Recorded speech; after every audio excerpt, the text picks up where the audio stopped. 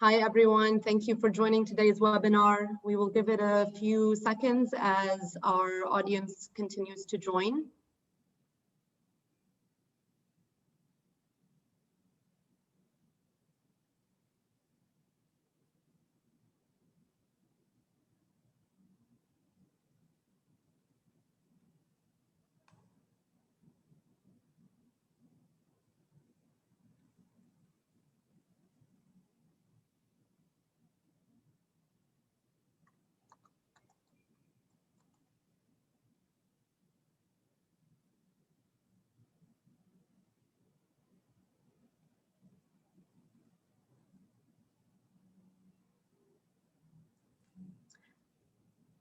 Hello, everyone. Good afternoon, good morning, good evening. Thank you for joining us today. My name is Rania Saadawi, and I'm the Executive Director at the Pearl Initiative. And it's really my pleasure to welcome you all to the Pearl Initiative's second Diversity and Inclusion panel discussion in 2021. Today's topic is on how to build a robust diversity and inclusion strategy to drive business sustainability and business growth. Before I start, I'd like to introduce the Pearl Initiative for those who may not be familiar with the organization. The Pearl Initiative is the Gulf region's leading independent nonprofit organization working to improve corporate accountability and transparency across the private sector in the Gulf region, across family firms, corporations, micro and small enterprises, small businesses, and philanthropic organizations across the Gulf region. We were established 10 years ago by regional business leaders from the UAE, Saudi Arabia, Bahrain, Kuwait, and Oman, and the United Nations Office for Partnerships. More recently, we're one of the few nonprofit organizations in the Gulf region to receive special consultative status from the United Nations Economic and Social Council. The Pearl Initiative runs programs focusing on governance-related matters. We conduct applicable regionally based research. We convene business leaders, governments, leaders, and civil society leaders, as well as students to discuss challenges and opportunities in implementing best governance practices in the workforce. We also run bespoke workshops and trainings to support business professionals as they take the lead in implementing governance, accountability, and transparency practices in their respective companies and organizations.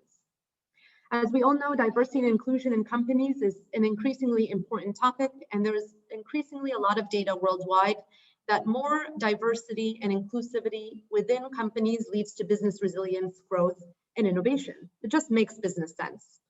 However, we have found a number of our stakeholders here in the Gulf region, including a number of you, have reached out to us to understand more about the business case for diversity and inclusion, and also how to define and implement the strategy in your company or organization, not just through the gender lens, but more holistically as well. It is certainly a large topic, and we're not going to be able to cover everything on this panel discussion, but on today's panel discussion, we have experts in diversity and inclusion from Gulf-based companies who will discuss the following: the importance of creating and fostering diverse workplaces and inclusive cultures, how to identify diversity and inclusion gaps and opportunities within your organization, as well as discussing key components, their experiences in developing long-term diversity and inclusion strategies, and also some of the challenges faced in initial implementation. So we hope to address this and many more, and we ask you, the audience, to also participate and share your questions using the Q&A function throughout the discussion today. It's my great pleasure for me to introduce our moderator and speakers for today. Our moderator for today is Mr. Rich Hadnam, who is the managing partner of a UAE-based social enterprise called North Start Education and Training. Rich is an inclusion advocate. Following a successful career in recruitment, Rich established North Start to merge his passion and experience to help bridge the gap for people of determination and employers who want to employ them and become better corporate citizens.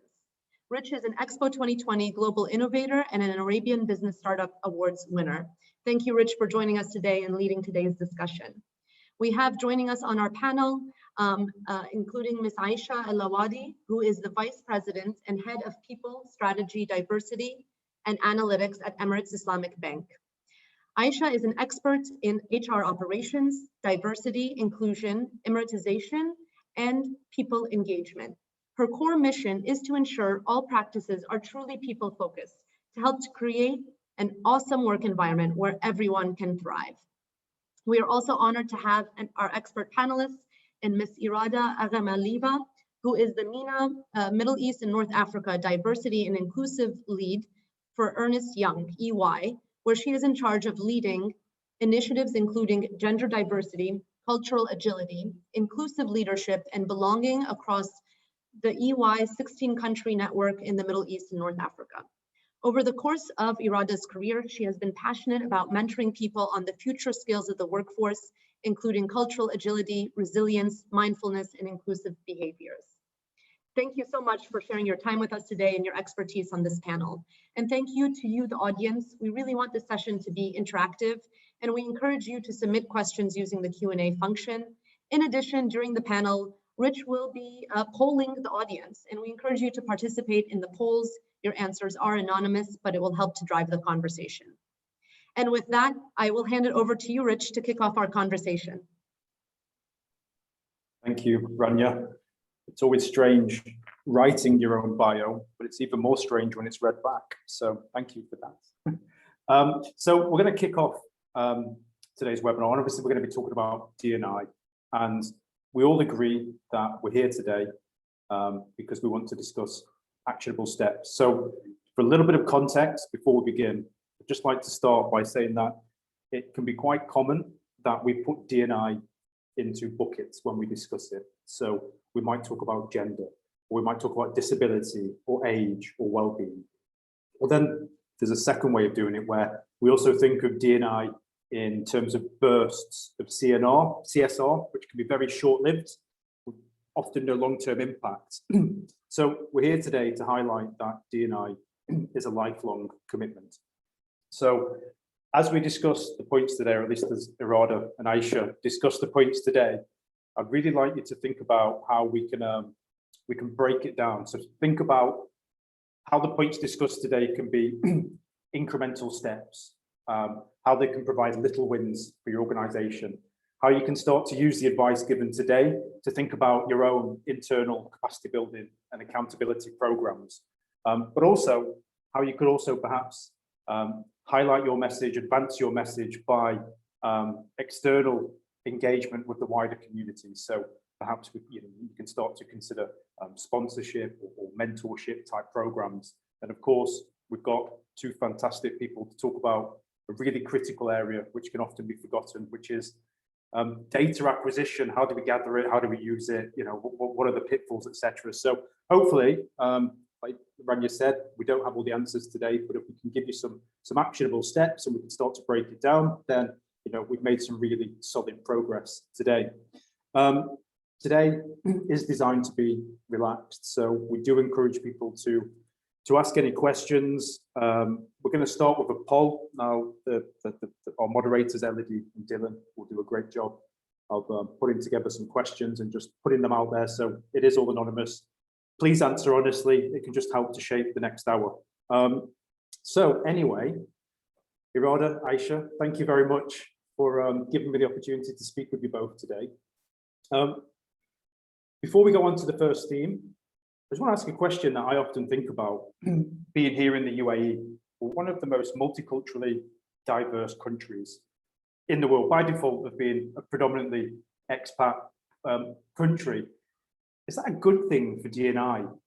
Does that make D&I strategy easier over here, or does that create a lot of noise and can actually present unique challenges? Irada, perhaps you'd like to start. Yeah, sure. I think it's a very valid question, and we often asked, from the other regions as well. And I guess that now in an international global environment, to be competitive, you want to embrace the cultural diversity. And as always, we hear things like diversity inspire creativity, drives innovation, help to solve problems, etc. But with the benefits, it comes with the challenges, working with across border cultures and different languages and integration with the multicultural teams. So all of this is very difficult because you're faced with a bias, your worldview, your sometimes negative cultural stereotypes, and it can really impact on the company morale. So it brings a different perspective that the D&I strategy is very much important for the business because the employee engagement is very much driven with this cultural diversity as well. And also having in an office, an example in Dubai, EY Dubai office, we have more than 100 nationalities, and it kind of helps us to emphasize the importance of setting this D&I strategy, because it's now essential the way we manage the business. It's essential the way we interact with the clients. It's essential how we work more efficiently. And it allowed us to initiate discussions with the leadership and educate everyone around the cultural intelligence, around worldview, bias, and try to embed the right inclusive behaviors as well.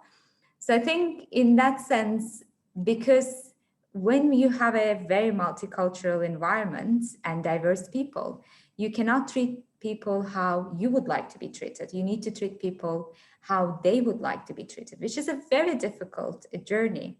So I guess having this diverse population definitely help with the D&I strategy, and at least having those conversations with the key stakeholders as well. Thank you very much. And 100 nationalities is quite unique, at least it is for me, coming from the UK. We maybe have 4 or 5 in an office, and we consider that diverse, to be honest. Does it present difficulties in terms of unifying a language, Aisha?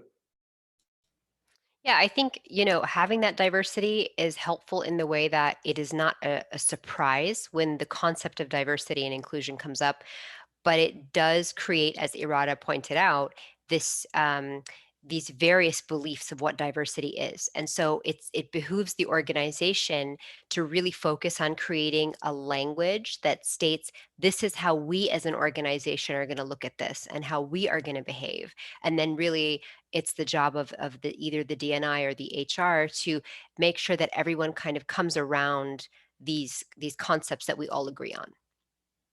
And presumably it just highlights the importance of having strong policies and procedures in place around areas like what type of language we should use, what's acceptable behavior, etc.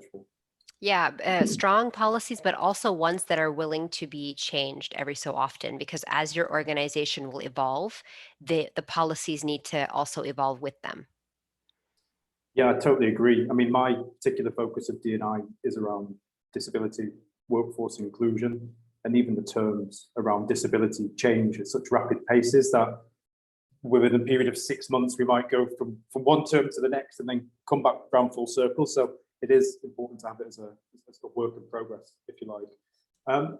Okay, well, let's move on to theme 1, which is the importance of creating and fostering diverse workplaces. Now, I work externally, so I go and meet clients on a regular basis, and this will actually really help me out, to be honest, because it's something that is very, very difficult to put across. So I'd really like to get your insights. But the benefits of D&I are proven and they're huge, right? We go into a client and we say it can increase productivity, it can reduce turnover, it can produce higher levels of motivation, and even generate greater chances of stakeholder returns, which is an Accenture study. They're just huge for any company, but they're also very difficult to translate, to actually put them into simple terms that people want to pick it up and run with. So, Aisha, why is this such a challenge? How can we translate this message in simple terms so people can understand the benefits do exist and they are real? Thanks for that. I love this question. Look, it's really on the D&I arm to translate data that makes sense to the business. So if I bring in all of these wonderful statistics, which are true in terms of telling my leadership how much money they'll save and how much all of this stuff, if I can't bring it down to their level to solve problems that they're facing, all of this is hypothetical, and to them it's a nice to have. But if I do my homework correctly and study my own data to say, we have a problem of attrition at 13%. By doing this activity, I'm going to reduce it by 7% over the next 3 months. All of a sudden it starts to make sense. So it's on you as a D&I expert or as an HR expert, whoever you are, to understand your data and make it relevant to your company rather than pulling all these wonderful best practices, which are nice to haves seemingly, but not relevant to your organization. I want to go into data a little bit more down the line, but I just want to ask quickly because it's quite confusing. Where do you start with your data? Do you look to acquire it in-house on your own, or is it better to go to a third-party supplier so you can safeguard, so people feel more secure in giving their answers? Where does that journey begin? So here's the thing. The way that I look at it is I think it's more important to start growing it in-house because you're also going to be developing capability as you go forward. If you actually stop and turn around and look at all the data that you have a wealth of data. But now how are you going to turn that data into knowledge and stories around your organization? So before I would go out and invest in any kind of external party to help me, I would turn around and look at what I have. How am I utilizing it in the best way? And then once you become very literate with the data you have internally, then you can go and add on these wonderful things. But I have seen where organizations will, with the best of intentions, go out and buy everything, right? And then still not understand what these beautiful, good-looking reports are telling us. And so they're not actionable, and then they become disappointing to the employee down the line. So start into in-house, build your capability, and extract value. Once you extract value, then you can start to say, you know what, now we need X, Y, and Z as an addition to this. Okay, thank you. And Irada, how should we tailor our language? So I imagine we're speaking to a CFO, they might be interested in the stakeholder returns and less stereotyping, but less interested in maybe the motivation of a team. But how should we differentiate our language when we're speaking to different people, different types of stakeholders? Yeah, I think it's one of the key important aspects to get buy-in from the stakeholders. It's actually not just talking about the benefits that we all mentioned that the D&I can bring, but also talking about what can be lost in terms of the numbers. So how much does it cost you to hire a new employee if someone leaves? How does it take you to replace a staff member? How much does it cost the firm to have that position empty for a while? And if you just do a little bit of math to show what can be lost specifically, that can also bring those CFOs or key stakeholders to the numbers and will have a different impact. But what other thing I guess I found useful is really thinking about what is the personal connection to individuals, to the leaders, to D&I.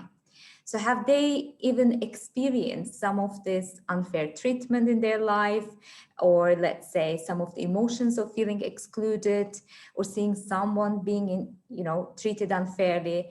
So really linking to some personal stories. Storytelling is really important. And I think the more we tell the stories, the more we interpret and make this data meaningful, the more likely we can see an impact on the actions. And as Aisha said, that find a meaningful KPIs that is really resonate with you and it's important for your business goals, and then start to tell the story. So the story of like what you can do and how you can measure it along the way.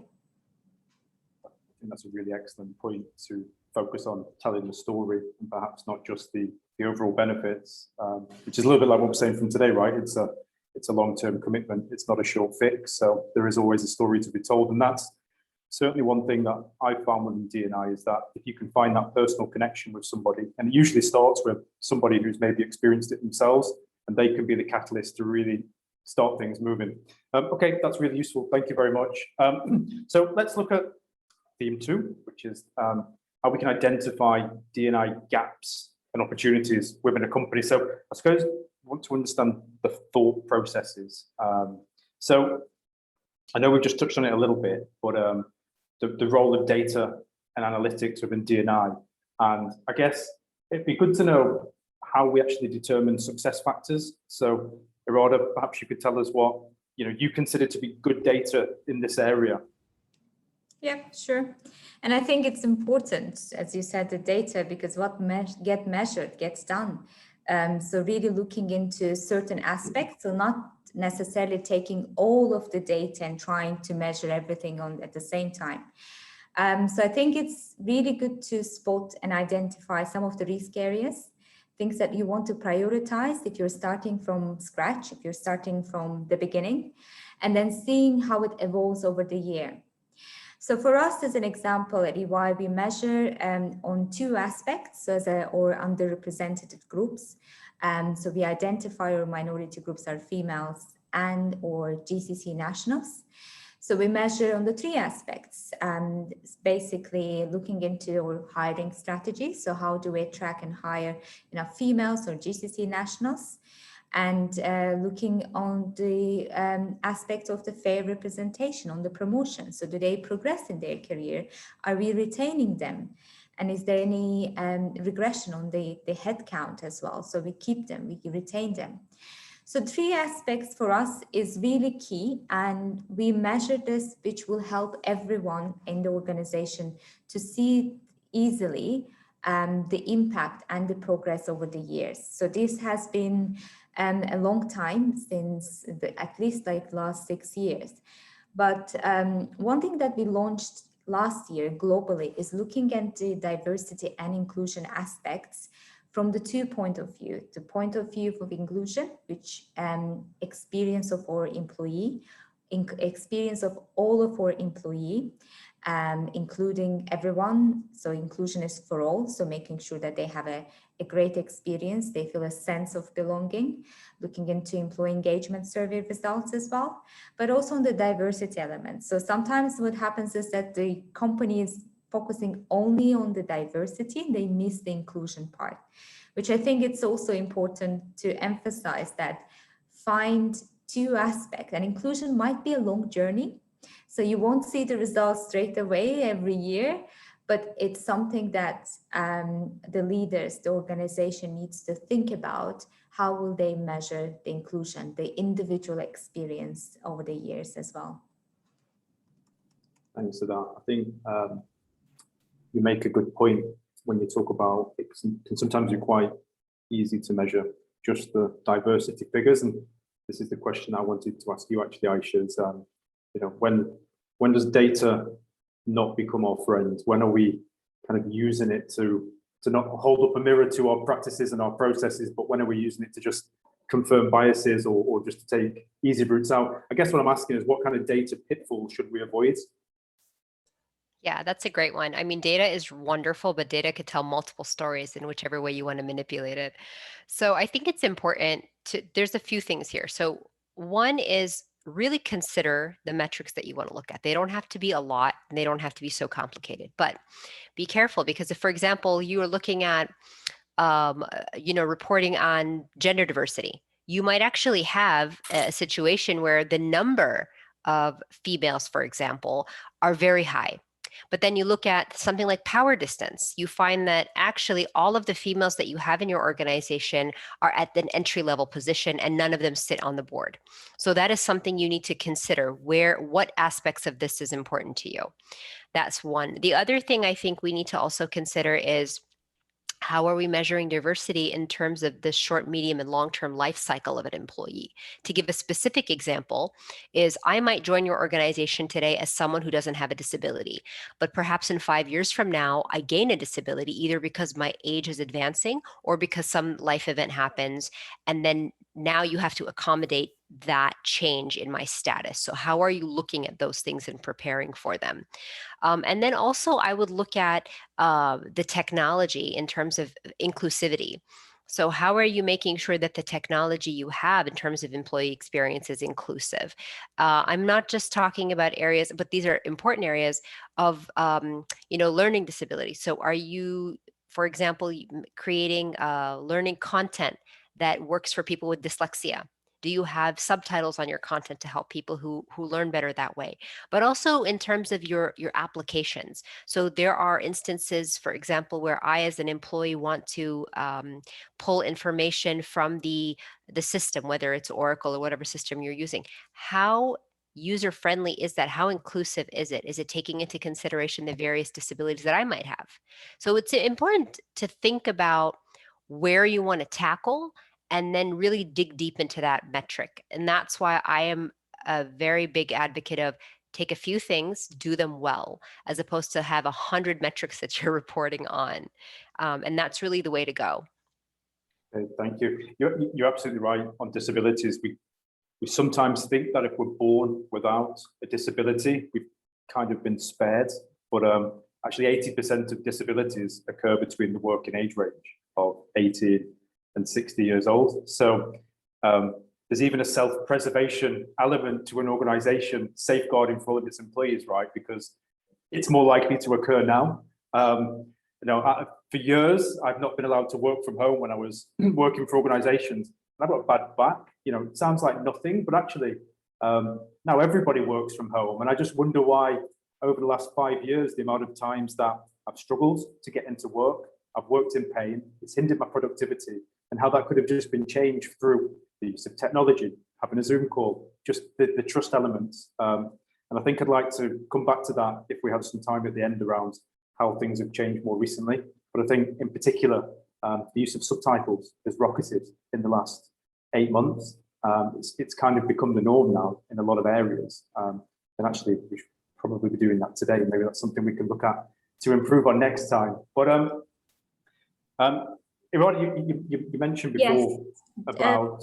Sorry, just to add to Aisha's point, I think it's also important to look into qualitative data. So sometimes we look into numbers all the time, but what people are saying, so conducting some surveys really helped us to understand what actually the issues is. Sometimes because we make assumption, we individually make assumption that what the issues are in the business, but we may have completely different as a feedback. And a lot of time the networks really help. So if you're looking into gender aspects, so women's network, having this regular conversation, understanding the challenges really help. If you have something specific on the parents network, so you can really go back and discuss and understand the issues as well. So qualitative data is similarly important as a data itself with the numbers and figures. Is it too simplistic to just wonder why we don't ask staff how happy they are, Irada? Do we ask that question? Is that something that you would ask in EY? We do actually. We do on a regular basis. We have a simple, like 2 questions. Are you happy today? Especially during the COVID, we asked a lot. And how do they feel about their well-being? Which well-being, I think it's becoming a big D&I topic. Because it really links to mental health and a sense of belonging as well. But I guess, even looking into the more long term is around individually training people, educating leaders, educating managers to genuinely ask how people feeling every single day. And they will tell, what they need if you just genuinely ask those questions. Okay, thank you. And I need to start practicing what I preached at the start. I've encouraged people to ask questions and then I've just ignored them. So, so we've had a question from Hannah, which says, can you tell us about retention strategies? What really works? Aisha, would you like to take that one? Yeah, absolutely. Irada touched it on the head right there. It's really listen to your people. I think the challenge that we sometimes face is we get into a room, all of us HR and D&I well-meaning people are like, this is what we're going to do, and this is going to be great, and this works here, and this works there. But we don't take the time to listen to what's happening on the floor, what our people need right now. And so for retention, it's really great if you're looking at your data and understanding where your attrition is and everything. But the reasons might be surprising to you. So I would say before implementing anything, conduct surveys, conduct focus group discussions.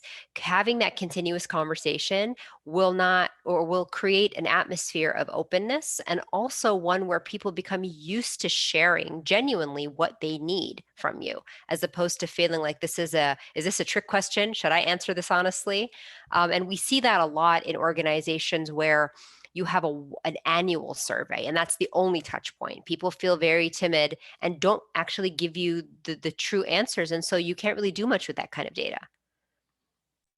And maybe the second question that we received can jump on from that. It's something I was interested in. So in order to build that trust within your organization, in order to elicit honest answers from people, which might be things you don't want to hear so much of, how should we build D&I teams? Is it top down, bottom up? Is it HR led? Is it agile project teams? What, you know, should work best on paper, shall we say?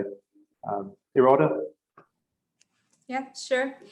I think trust, as you mentioned, is like foundation of any teaming. So if you cannot create a safe environment to everyone, it's not going to be sustainable for a longer term. And this is where you lose people. This is where retention fails as well. I guess one is about really giving an understanding how you can increase trust, how you can build relationship. I know it sounds very simple and basic that everyone's supposed to know, but in a multicultural environment, trust is different in different cultures. And sometimes what you think that you build trust actually is something that disables trust with another individual.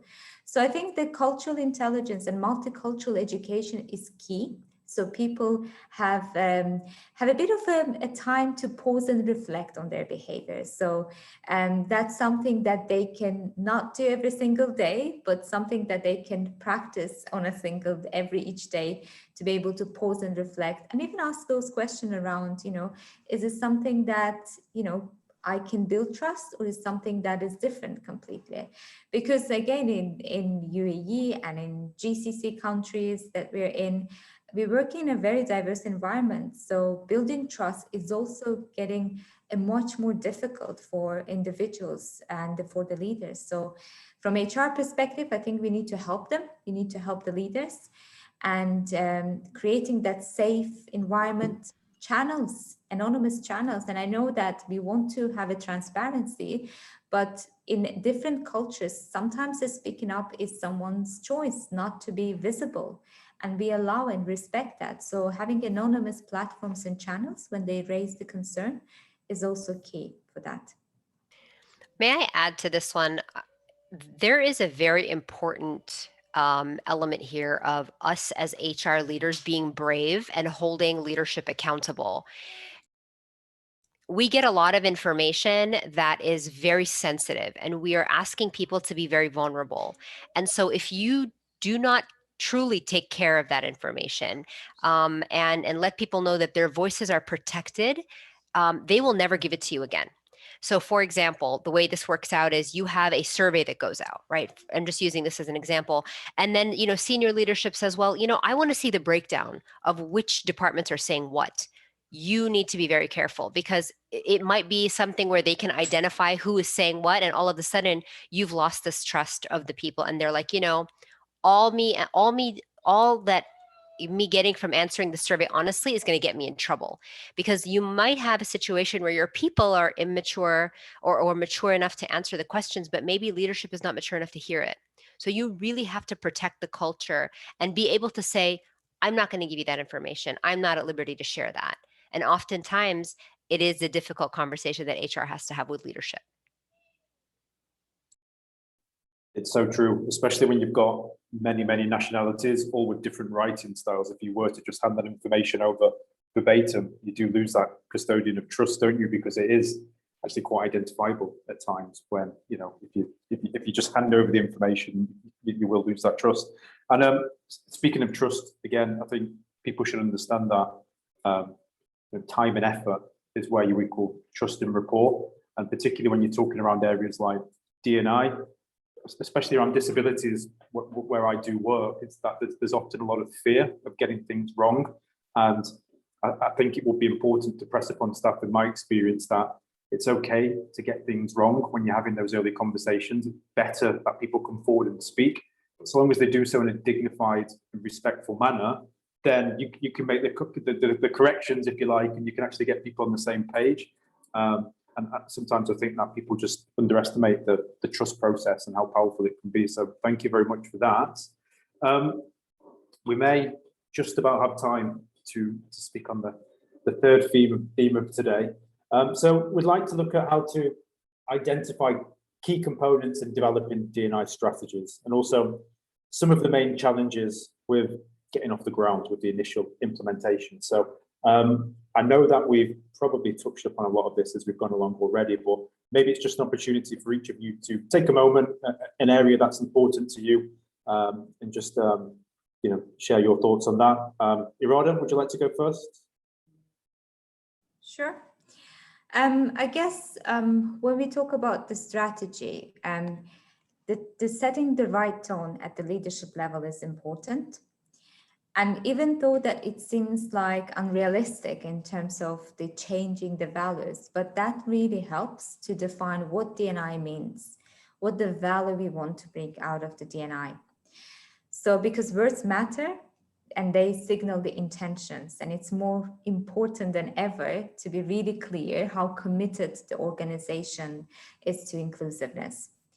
So as an example, last year we changed our values. So we added specifically inclusiveness because we want to incorporate this as a part of our global commitment to D&I. And each of the single people at the firm, they sign the Global Code of Conduct, which includes inclusiveness and inclusion itself. And this will help us to really define those, conversation with the leaders. So how they actually role model the new values specifically. So focusing on what D&I means, what we want to achieve. What is the core value that we want to get out of the D&I, and then looking after this how. So what policies needs to change, what is the right tone, what kind of metrics we can put in place for that, how do we educate people, how do we bring a change. So all of this comes after that. So it's really important to have this group of people at the top really committed. So as an example, we have established the D&I committee. We have people from different functions that really genuinely advocates D&I, and they want to really think about in the business, in the different function, how they can lead D&I and identify the right behaviors and even point out the wrong behaviors as well. So finding out those support group, stakeholders, D&I champions, adding to the value, to code of conduct, to everyday life, that will help you to continue to understand the potential areas for focus for your D&I strategy.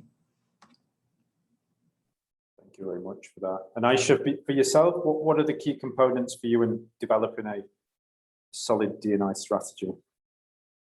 I mean, Irada said it all. I think I don't need to add to that, but just to answer your question, one of the things that is important to do is, as she mentioned, you got to get the buy-in from the top, because they don't have a role to play in the everyday rollout, but their stewardship is absolutely vital.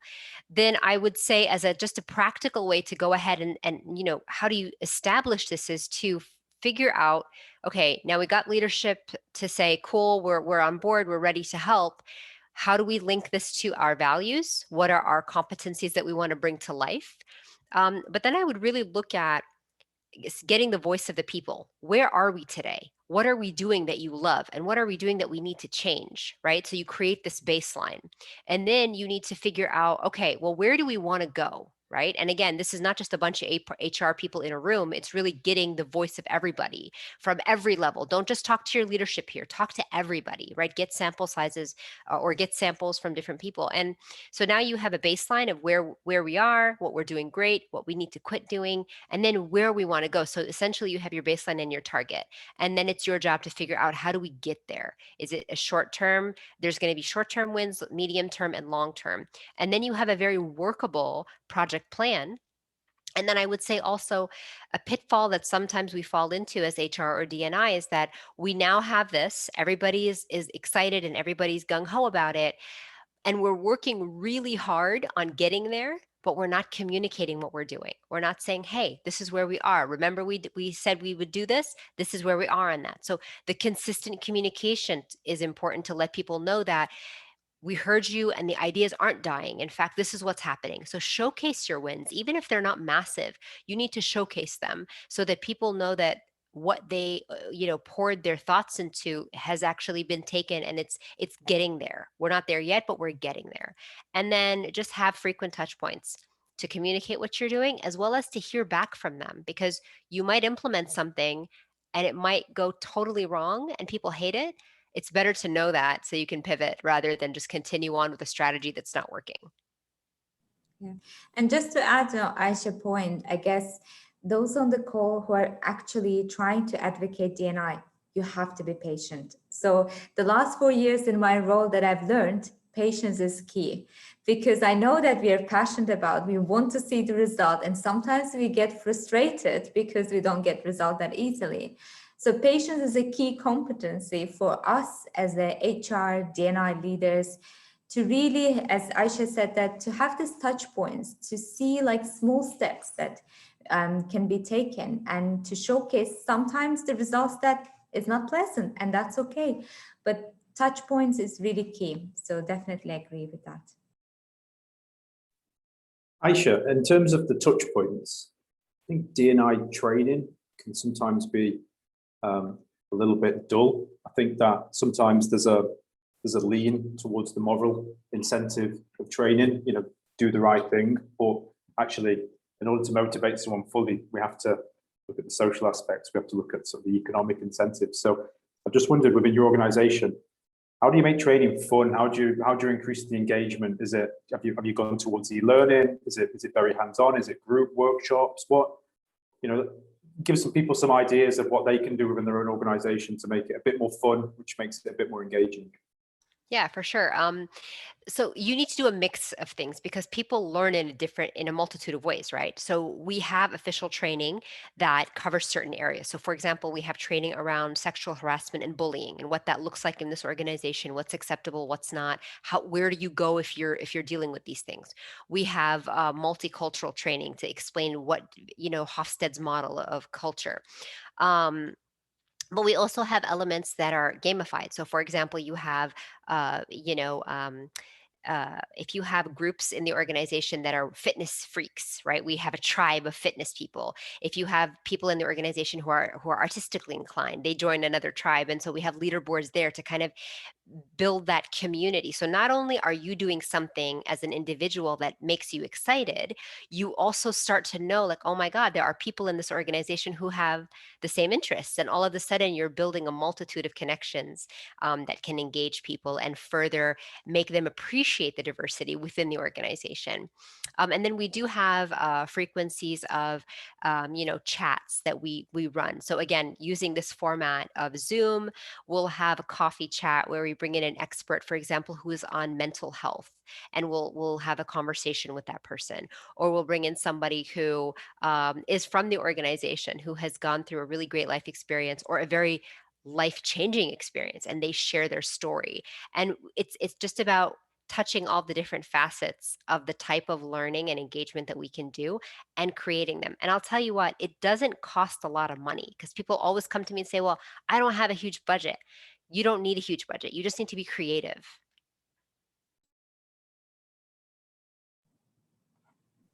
I think it's really interesting that you talk about mental health. Actually, I just wondered how that conversation's been easier to have since lockdown, since we've all kind of been thrown into a similar situation. Is it more difficult now than before? I don't know how often companies talk about mental health in the Middle East. To be honest, it still feels quite taboo at times.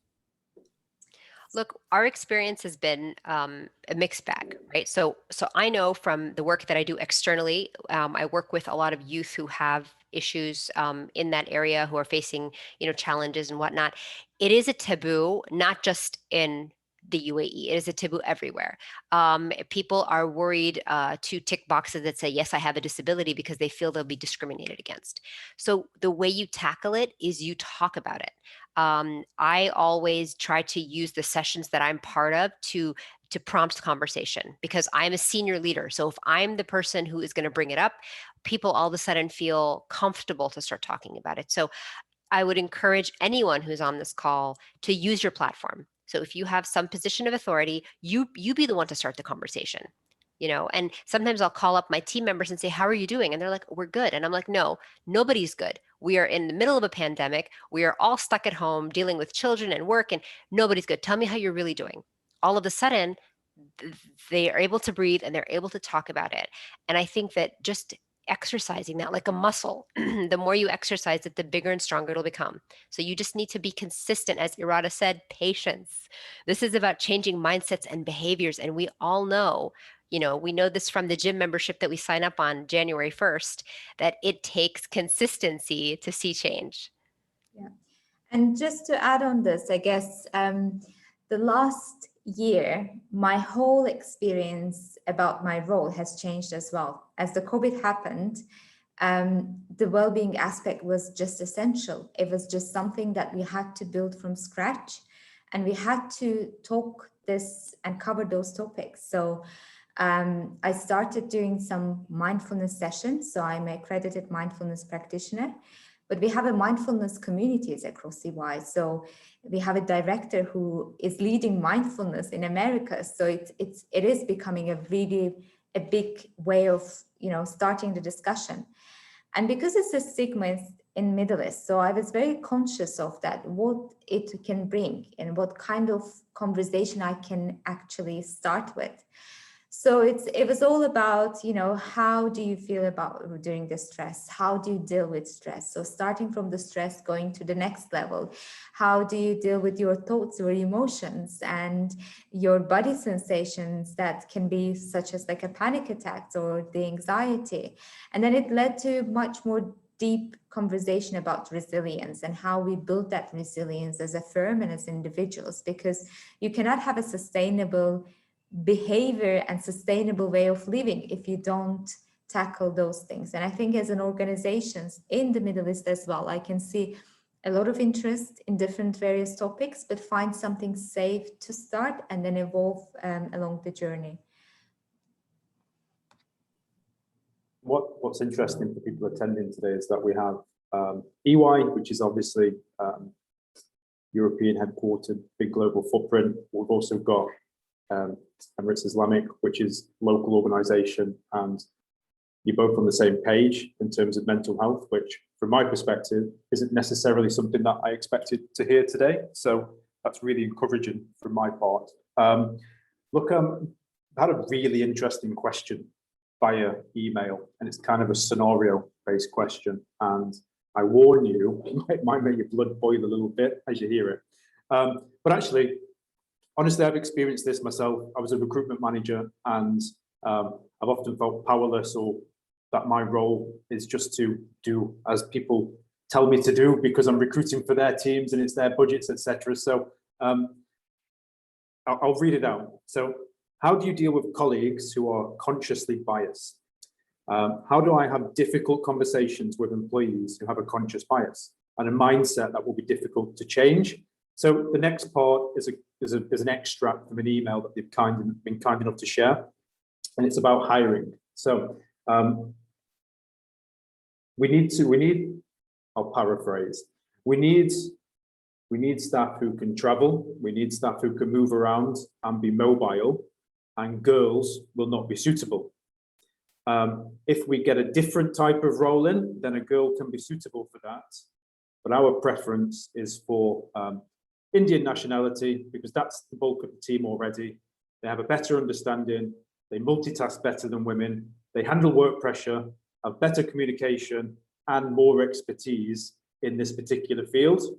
Now it sounds like I've tried to craft the worst type of question imaginable to get a rise from you, but I guarantee that's been sent in today to ask to the pair of you. So if you want to take a second to maybe digest, how do you deal with that?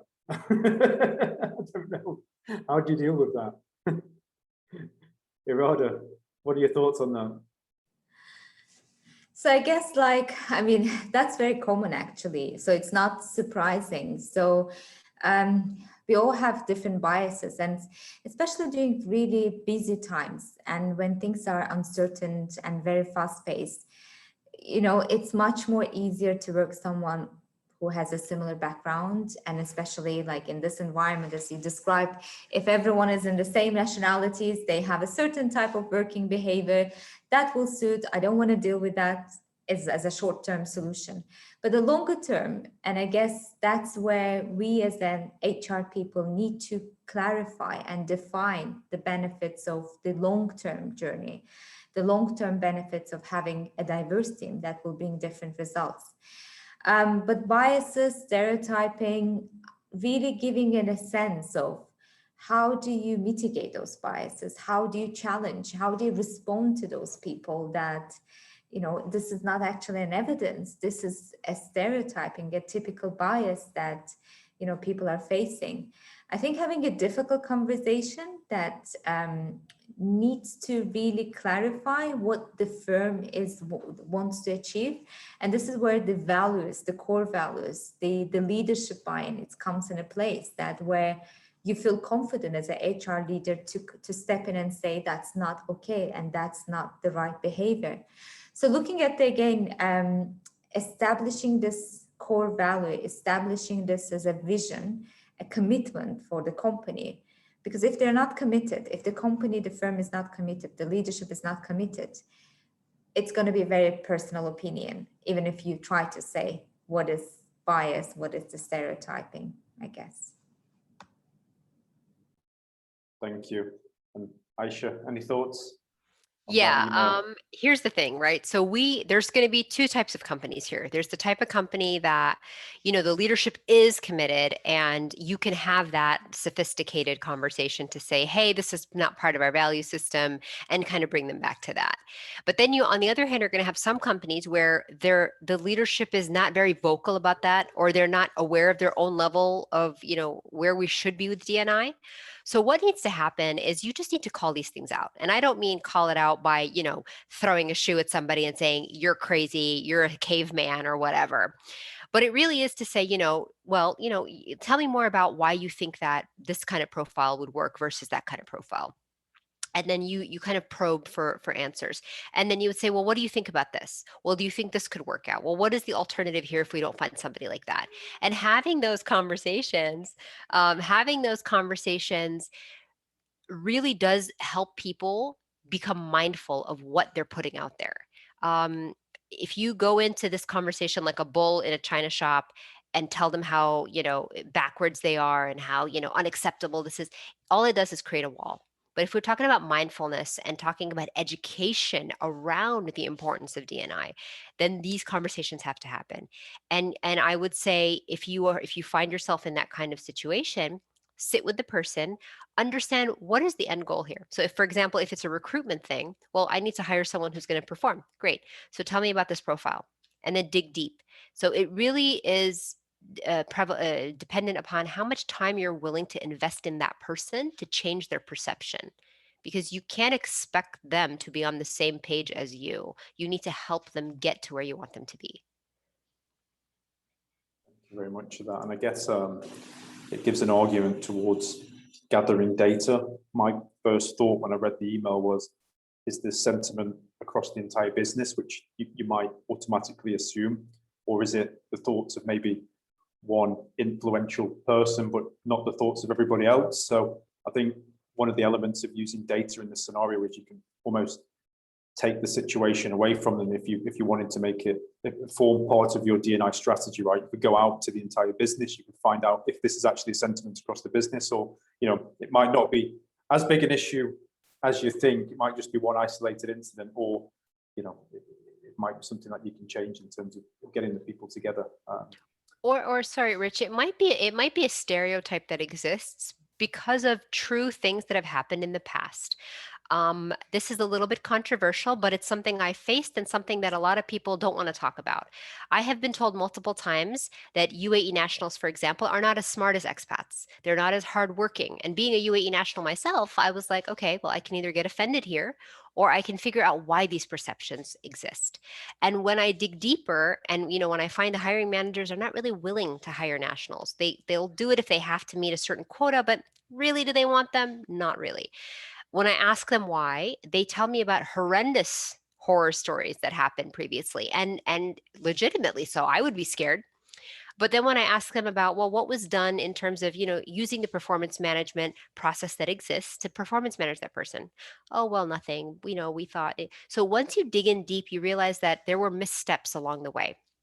So if you can help that person identify that, if you can help them identify why they are holding these biases from real experiences that happened in the past and how they can in the future manage the situation better, you will find that they become more open to creating this diversity that you're asking them to create. Yeah, and just to add on this, I guess, I was laughing as you said about the UAE national, because at the moment we started a campaign. I'm a typical national and I'm not your stereotype, which really kind of mitigating all these biases people have because of their experience. I guess like the companies, and this is what a shift I can see in various firms as well. We used to hire people to fit in to the culture.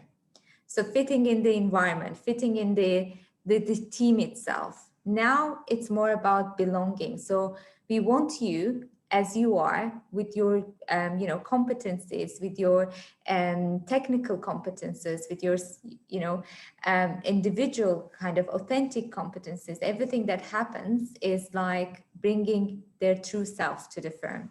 So it's very different, I guess, when we compare to fitting strategy and now that we want people to belong to the firm rather than just fit into the team.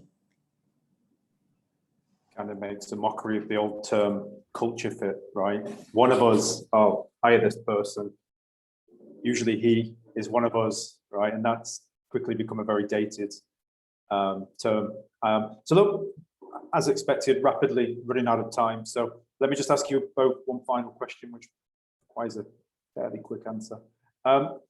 Just looking forward, just want to ask you both, what is your perspective of D&I on the region right now? Irada, you want to go first? Very positive. I can see a big shift. So the last 4 years as a D&I lead, I could see how many companies are really driving this, not just part of their HR strategy, but actually as a part of their business strategy. And I think inclusion and diversity will be key for GCC countries in the next 20 years, definitely. Thank you. Role. Thank you. Aisha?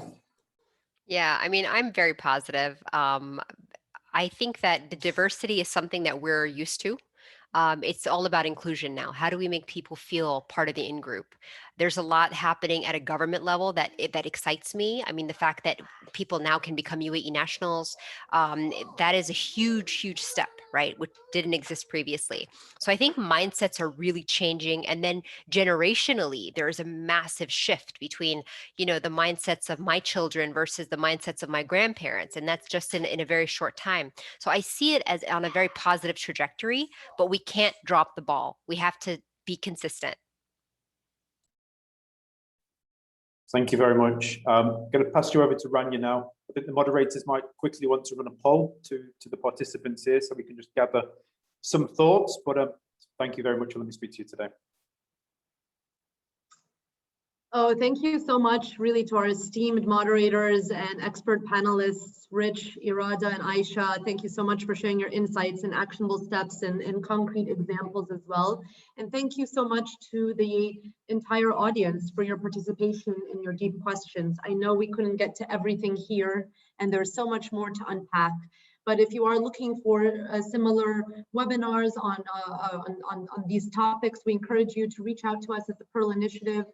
Through our website, social media channels, or email, and we would love to be able to provide more sessions going deeper into some of these topics and discussing the business case for diversity and inclusion in your organization. Thank you to everyone, and we hope that everyone please stays safe and healthy. And I'll kind of end with what are the most important components in implementing an effective diversity and inclusion strategy.